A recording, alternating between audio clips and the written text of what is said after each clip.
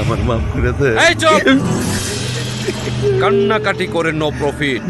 এই শান্তর টাকা ফরফিট করে তোর মতো কুতুব যদি ঢাকা শহরে ফটফটে করে ঘুরতে পারে, তাতে আমার প্রেস্টিজ গনকেস হয়ে যায়।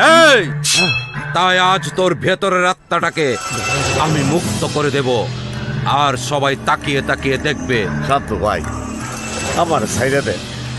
বিশ্বাস করেন, আপনার মালে ভেজাল আসলো বলে আমার কোনো প্রফিট হয়নি, উল্টা লস হয়েছে। চুপ! যারা শান্তর লস করে, শান্ত তাদেরকে এই শহরে লস্ট করে দেয়। তাদের আত্মা শরীর খুঁজে পায় না।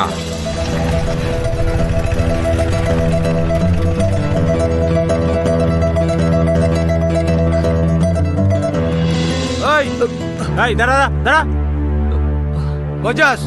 ওই অফিসে চাকরির ইন্টারভিউ আছে ঠিক 12টায়। শান্ত ভাই কুতুবের 12টা বাজায় নেক, তারপর যাইস। ভাই একটু যেতে দিন, আমার চাকরির ইন্টারভিউটা অত্যন্ত জরুরি। যাবি?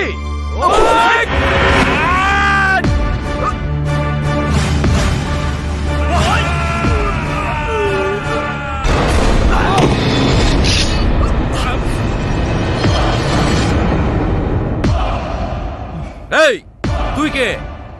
আমারে বাধা দিতে আইছস?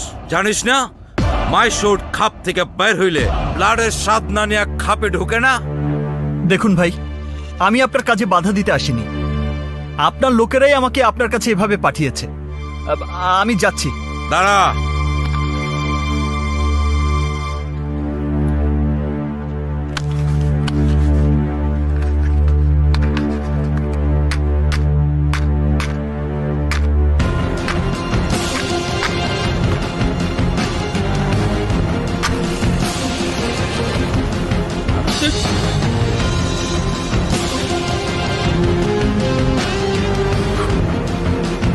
দেখলেন তো শরীরের রক্তের তেজ কত? আমাকে ঘাটাবেন না। কে? আর মাত্র কয়েক মিনিট পর আমার চাকরির ইন্টারভিউ, আমাকে ওই অফিসে যেতেই হবে। প্লিজ ভাই আমাকে যেতে দিন।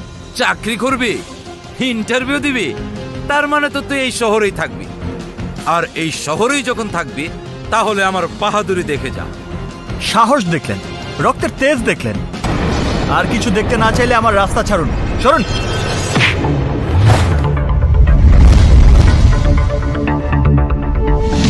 দেখ তুর্য, 12টার সময় তোর চাকরির ইন্টারভিউ।